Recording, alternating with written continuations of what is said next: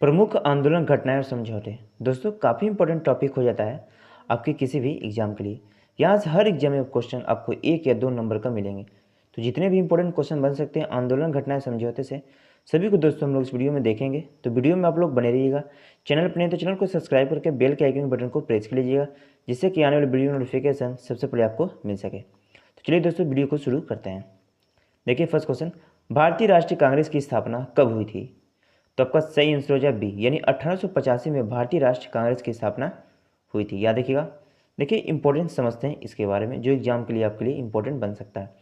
इसकी स्थापना हुई थी 28 दिसंबर 1885 को। संस्थापक थे ए हुम, जो स्कॉटलैंड के थे। याद देखिए कहाँ पर इसकी स्थापना हुई थी, तो मुंबई के गोकुल दास तेजपाल संस्कृति विश्वविद्यालय में इसकी स्थापना की गई थी। उस समय जो वायसराय था भारत को, हुआ था आपका लॉर्ड डॉफरिन। एग्जाम में पूछा जाता है। देखिए इंपॉर्टेंट नेक्स्ट पॉइंट देखते हैं। तो दादा भाई नौरोजी ने इसका नाम भारतीय राष्ट्रीय कांग्रेस किया। इससे पहले इसका नाम क्या था? तो भारतीय राष्ट्रीय संघ था। ये भी आप लोग को याद रखना है। इसके जो प्रथम अध्यक्ष थे वे थे व्योमेश चंद्र बनर्जी, और प्रथम जो मुस्लिम अध्यक्ष थे बहरुद्दीन तैयबी, और प्रथम जो महिला अध्यक्ष थी एनी बेसेंट। ये याद रखिए फ्रेंड। ये जितने मैंने पॉइंट बताए फ्रेंड, ये काफ़ी इंपॉर्टेंट एग्जाम में पूछा जाता है। देखिए नेक्स्ट पॉइंट, प्रथम भारतीय महिला अध्यक्ष थी सरोजिनी नायडू। ये मोस्ट इंपॉर्टेंट है। तो ये जितने पॉइंट थे फ्रेंड काफ़ी इंपॉर्टेंट थे आपके एग्जाम के लिए। नेक्स्ट क्वेश्चन देखिए, होम रूल लीग आंदोलन की शुरुआत किसने की थी? तो इसका सही आंसर हो जाए आपका बी, यानी एनी बेसेंट और बाल गंगाधर तिलक के द्वारा जो किया गया था होम रूल लीग आंदोलन की शुरुआत। अब देखिए होम रूल बात हुई थी, इसके बारे में इंपॉर्टेंट पॉइंट समझते हैं। तो होम रूल लीग की शुरुआत हुई थी 1916 में। डेट याद रखिएगा। बाल गंगाधर तिलक और एनी बेसेंट के द्वारा शुरू किया गया। बेलगांव पूरे होम रूल लीग की जो स्थापना की थी बाल गंगाधर तिलक, ये याद रखना आप लोग को। और मद्रास होम रूल लीग की कौन थी? Annie Besant. यानी ये दोनों पॉइंट याद रखिएगा, एग्जाम के लिए इंपॉर्टेंट है आपके। नेक्स्ट क्वेश्चन देखिए, काला कानून के नाम से प्रसिद्ध एक्ट कौन सा था? मोस्ट इंपॉर्टेंट क्वेश्चन है फ्रेंड। तो काला कानून के नाम से प्रसिद्ध एक्ट था आपका रॉलेट एक्ट, यानी सी होगा आपका सही आंसर। इंपॉर्टेंट समझते हैं। तो देखिए इंपॉर्टेंट देखिए, तो यह जो है 19 मार्च 1919 को गठित हुआ था। भारतीय ब्रिटिश सरकार द्वारा भारत में उभर रहे राष्ट्रीय आंदोलन को कुचलने के उद्देश्य से यह निर्मित किया गया था रॉलेट एक्ट। तो यह देखिएगा, इसी से हम लोग काला कानून के नाम से जाना जाता है। देखिए रॉलेट एक्ट 21 मार्च 1919 को लागू हुआ, ये भी याद रखना है। मार्च 1919 में इंपीरियल लेजिस्लेटिव काउंसिल द्वारा इसे पारित किया गया। याद रखिएगा रॉलेट एक्ट को। देखिए रॉलेट एक्ट का सरकारी नाम क्या था? अराजक क्रांतिकारी अपराध अधिनियम 1929। ये मोस्ट इंपॉर्टेंट क्वेश्चन है फ्रेंड, एग्जाम में यह पूछा जाता है कि रॉलेट एक्ट का सरकारी का नाम क्या था? तो याद देखिए अराजक और क्रांतिकारी अपराध अधिनियम 1919। नेक्स्ट पॉइंट, इस एक्ट को बिना वकील, बिना अपील और बिना दलील का कानून भी कहा गया। ये भी याद देखिएगा। 10 मार्च 1919 को पंजाब के दो लोकप्रिय नेताओं डॉक्टर सत्यपाल और सैफुद्दीन किचलू को पुलिस के लिए गिरफ्तार किया गया। याद रखिएगा, एग्जाम में पूछ लेता फ्रेंड कि रॉलेट एक्ट के तहत किन दो लोकप्रिय नेताओं को गिरफ्तार किया गया था? तो याद रखिए डॉक्टर सत्यपाल और सैफुद्दीन किचलू, यानी ये इंपॉर्टेंट पॉइंट है एग्जाम के लिए। चलिए नेक्स्ट क्वेश्चन देखते हैं हम लोग 4। जलियांवाला बाग हत्याकांड किस दिन घटित हुआ था? तो सही आंसर हो जाए आपका ए, यानी 13 अप्रैल 1919 को जो है जलियांवाला बाग हत्याकांड घटित हुआ था। ये याद रखना है आप लोग को। इसके बारे में इंपॉर्टेंट समझते हैं। तो देखिए जलियांवाला बाग हत्याकांड 13 अप्रैल 1919 को बैसाखी के दिन हुआ था। इस घटना के विरोध में महात्मा गांधी ने केसर हिंद की उपाधि त्याग दी थी। तो याद रखिएगा, जलियांवाला बाग हत्याकांड के उपलक्ष्य में ही महात्मा गांधी ने केसर हिंद की उपाधि त्याग दी थी। ये याद रखना आप लोग को। और रविन्द्रनाथ टैगोर ने नाइटहुड की उपाधि त्यागी थी। याद रखिएगा, रविन्द्रनाथ ने किसकी उपाधि त्यागी थी? तो नाइटहुड की। इस घटना की जांच के लिए हंटर कमीशन की नियुक्ति किया गया था। याद रखिएगा, जलियांवाला बाग हत्याकांड की जांच के लिए हंटर कमीशन की स्थापना किया गया था। जलियांवाला बाग हत्याकांड में हंसराज जो भारतीय था, इसने जनरल डायर का सहयोग किया था। तो ये भी याद रखना है सभी इंपॉर्टेंट पॉइंट को आप लोग को। नेक्स्ट क्वेश्चन देखिए, खिलाफत आंदोलन के संस्थापक कौन थे? तो यह देखिएगा ऑप्शन सी इसका सही आंसर, यानी अली बंधु थे खिलाफत आंदोलन के संस्थापक। समझते हैं इंपॉर्टेंट पॉइंट। खिलाफत आंदोलन तुर्की में खलीफा के पद के समर्थन में ब्रिटेन के खिलाफ एक आंदोलन था। याद रखिएगा, खिलाफत आंदोलन की शुरुआत अली बंधु यानी दो भाई थे शौकत अली और मोहम्मद अली के द्वारा 1919 में शुरू की गई थी खिलाफत आंदोलन। तो ये दो भाई याद रखिए, शौकत अली और मोहम्मद अली, एग्जाम में पूछा जाता है। नेक्स्ट क्वेश्चन, असहयोग आंदोलन कब शुरू किया गया? तो सही आंसर हो जाएगा आपका, याद है कि 1 अगस्त 1920 को असहयोग आंदोलन की शुरुआत की गई थी, यानी ए होगा आपका सही आंसर। इंपॉर्टेंट देखिए, तो देखिए असहयोग आंदोलन की शुरुआत जो थी महात्मा गांधी जी के द्वारा 1 अगस्त 1919 को शुरू की गई थी, याद रखिएगा आप लोग। नेक्स्ट क्वेश्चन देखिए 7, चौरी चौरा की घटना कब घटित हुई थी? मोस्ट इंपॉर्टेंट क्वेश्चन है। तो चौरी चौरी की घटना घटी थी आपकी 5 फरवरी 1922 को, याद रखिएगा कहाँ पर? गोरखपुर में। तो इंपॉर्टेंट देख लेते हैं हम लोग इसके बारे में। तो देखिए 5 फरवरी 1922 को चौरी चौरा की घटना गोरखपुर, उत्तर प्रदेश के गोरखपुर में हुई थी। इस घटना के बाद ही असहयोग आंदोलन को वापस ले लिया गया, यानी चौरी चौरा घटना के बाद ही जो स्थगित किया गया असहयोग आंदोलन को, ये एग्जाम में पूछा जाता है, याद रखिएगा। इसी चौरी चौरा घटना में भीड़ ने पुलिस की चौकी में आग लगा दी, जिसमें कुल 22 पुलिसकर्मी मारे गए थे, ये याद रखिएगा आप लोग। Next question, Simon commission Bharat कब आया था? तो इसका सही आंसर हो जाएगा ए, यानी 1928 में साइमन कमीशन भारत आया था। इंपॉर्टेंट समझते हैं। तो देखिए इस कमीशन की नियुक्ति ब्रिटिश प्रधानमंत्री द्वारा सन 1927 में सर साइमन के नेतृत्व में किया गया था। नियुक्ति कब हुई थी? 1927 में। लेकिन भारत कब आया था? तो याद रखिएगा इस कमीशन में 7 सदस्य थे और यह सन वर्ष 1928 में यह भारत आया था, याद रखिएगा। इसका जो मुख्य कार्य था भारत के संविधान की व्यवस्था में सुधार करना था, याद रखिएगा। साइमन कमीशन में कोई भी भारतीय सदस्य नहीं था, याद रखिएगा, इसलिए भारतीयों ने इसका विरोध किया और इस कमीशन को व्हाइट कमीशन की उपाधि दी, यानी व्हाइट कमीशन भी कहा, याद रखिएगा भारतीयों ने इसे। इसमें फ्रेंड एक भी जो भारतीय नहीं था, जितने भी थे सब अंग्रेज थे, इसलिए इसका विरोध किया गया, याद रखिएगा आप लोग। देखिए नेक्स्ट क्वेश्चन, किस कांग्रेस के अधिवेशन में पूर्ण स्वराज की मांग की गई थी? मोस्ट इंपॉर्टेंट क्वेश्चन है, बहुत बड़े एग्जाम में पूछा गया है।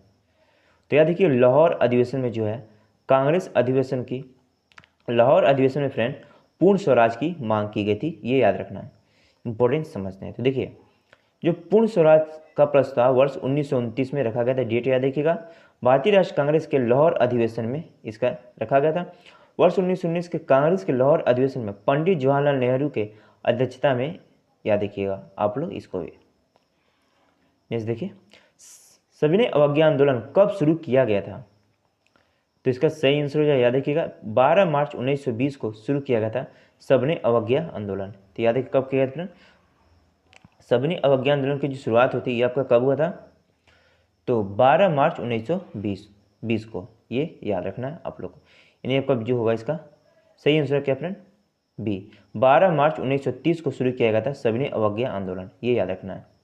ऑप्शन बी आपका सही आंसर होगा इस क्वेश्चन का।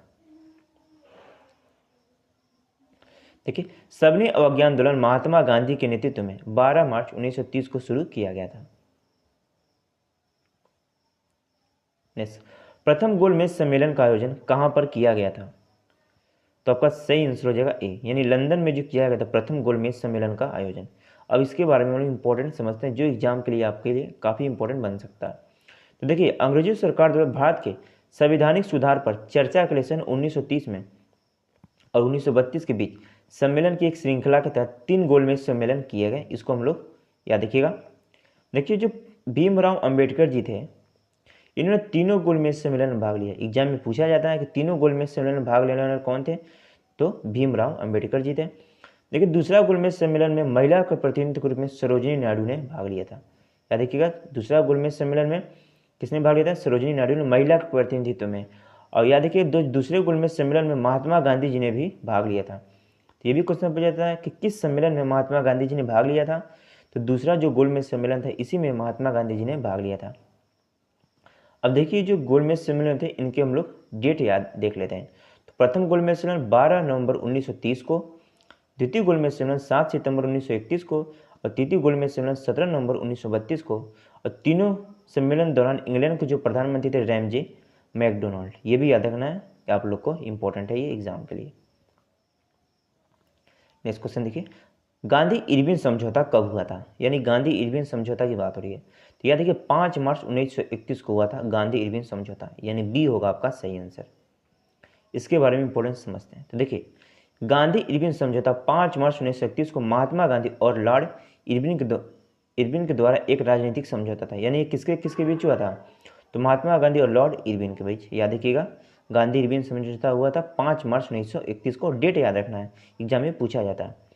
समझौते का उद्देश्य था गोलमेज सम्मेलन में भारतीय राष्ट्रीय कांग्रेस की भागीदारी को शामिल करना है। इसका जो उद्देश्य था ये भी याद रखना है आप लोग को। नेक्स्ट क्वेश्चन देखिए, पूना पैक्ट समझौता कब हुआ था, यानी पूना पैक्ट समझौता की बात हो रही है। यानी 24 सितंबर 1932 को हुआ था पूना पैक्ट समझौता, यानी ये होगा आपका सही आंसर इस क्वेश्चन का। देखिए यह समझौता पुणे की यरवदा जेल में हुआ था। 24 सितंबर 1932 को हुआ था, ये याद रखना है। डॉक्टर भीमराव अम्बेडकर और महात्मा गांधी के बीच हुआ था पूना पैक्ट समझौता।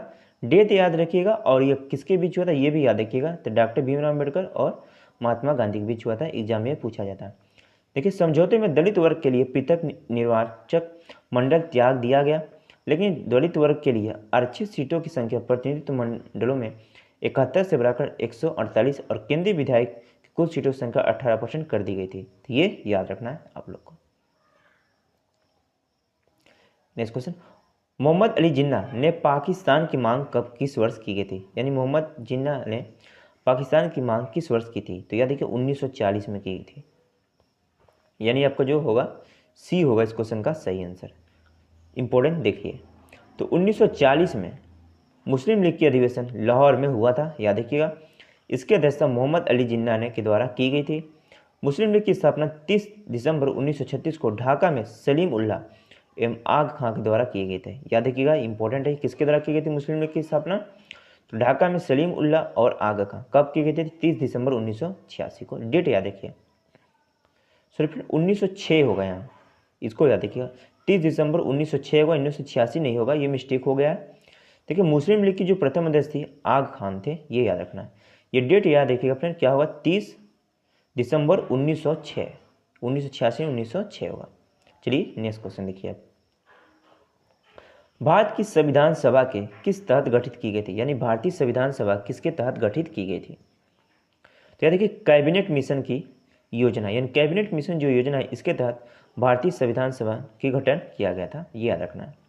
1946 में संविधान सभा का गठन किया गया था, याद रखिएगा। इसके जो अस्थायी अध्यक्ष हैं ये याद रखना कौन थे, सच्चिदानंद सिन्हा।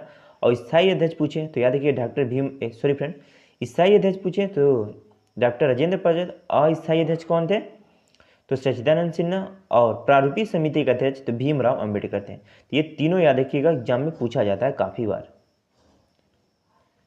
देखिए नेक्स्ट, माउंटबेटन योजना किस वर्ष प्रस्तावित की गई थी। तो आपका सही आंसर जो 1947 में, यानी 1947 में जो माउंटबेटन योजना प्रस्तावित की गई थी, यानी डी होगा आपका सही आंसर इस क्वेश्चन का। 3 जून 1947 को भारत के विभाजन की घोषणा सामने रखी गई। इस योजना के तहत भारत और पाकिस्तान का विभाजन किया गया, याद रखिएगा। किसकी योजना, तो माउंटबेटन योजना के तहत भारत और पाकिस्तान का विभाजन हुआ। ब्रिटिश सरकार ने 1927 में भारतीय स्वतंत्रता अधिनियम 1947 पारित किया और भारत और पाकिस्तान को विभाजित कर दिया। तो ये पॉइंट याद रखिएगा, इंपॉर्टेंट है आपके एग्जाम के लिए। नेक्स्ट क्वेश्चन देखिए, भूदान आंदोलन किसके द्वारा शुरू किया गया था, मोस्ट इंपॉर्टेंट क्वेश्चन है। तो भूदान आंदोलन आपका विनोबा भावे के द्वारा शुरू किया गया था, यानी ए होगा आपका सही आंसर इस क्वेश्चन का। नेक्स्ट क्वेश्चन, बंगाल विभाजन कब हुआ था। तो बंगाल विभाजन आपको था सन 1905 में, याद रखिए बंगाल विभाजन हुआ था। नहीं, ए होगा आपका सही आंसर इस क्वेश्चन का। अब इससे संबंधित इंपॉर्टेंट पॉइंट देख लेते हैं जो एग्जाम में बहुत पूछे जाते हैं। तो देखिए 19 जुलाई 1905 को बंगाल विभाजन हुआ था। उस समय जो वायसराय था लॉर्ड कर्जन था। तो एग्जाम में पूछा जाता है तो बंगाल विभाजन के समय भारत का वायसराय कौन था, तो याद रखिए लॉर्ड कर्जन था, ये याद रखना आप लोग को। और 15 अक्टूबर 1905 को इसे लागू किया गया था, ये याद रखिएगा आप लोग। इसका जो उद्देश्य था पूर्वी बंगाल में मुसलमानों के बहुमत तथा पश्चिमी भाग में हिंदुओं के बहुमत रखना, जिससे हिंदू मुस्लिम एकता समाप्त हो जाए। इसका जो मेन उद्देश्य था। बंगाल विभाजन को रद्द कब किया गया, तो लॉर्ड हार्डिंग के द्वारा सन 1911 में बंगाल विभाजन को रद्द किया गया था, ये भी याद रखना है आप लोग को। 1911 में ब्रिटिश भारत की राजधानी बनी थी, याद रखिए कोलकाता से दिल्ली इसके लाया गया। यानी 1911 में जो है याद रखिएगा ब्रिटिश सरकार के द्वारा कोलकाता से दिल्ली राजधानी लाया गया, याद रखिएगा भारत को। तो ये भी याद रखना है आप लोग को। देखिए नेक्स्ट क्वेश्चन, भारतीय राष्ट्रीय कांग्रेस के किस अधिवेशन में गर्म दल और नरम दल का विभाजन हुआ था। ये भी इंपॉर्टेंट क्वेश्चन है फ्रेंड एग्जाम के लिए। तो सूरत अधिवेशन में याद रखिएगा, जो सूरत अधिवेशन इसमें क्या हुआ कि भारतीय राष्ट्रीय कांग्रेस गर्म दल और नरम दल में विभाजित हो गया था। तो ये याद रखना। अब इंपॉर्टेंट पॉइंट समझते हैं। तो देखिए 1907 के जो सूरत अधिवेशन था, गरम दल और नरम दल में विभाजन हुआ। जो इसकी अध्यक्षता की थी, ये याद रखिएगा, रास बिहारी घोष ने की थी। तो ये भी इंपॉर्टेंट है, एग्जाम में पूछा जाता है। अंतिम क्वेश्चन आपका है 20, मॉन्टेग्यू चेम्सफोर्ड सुधार अधिनियम कब पारित हुआ? तो मॉन्टेग्यू चेम्सफोर्ड सुधार अधिनियम सन 1919 में पारित किया गया था, यानी वो इसका जो ये होगा सही आंसर। तो फ्रेंड, ये जितने भी इंपॉर्टेंट क्वेश्चन मैंने लिए थे समझौते, घटना और आंदोलन से, ये सभी आपके एग्जाम के लिए काफ़ी इंपॉर्टेंट है।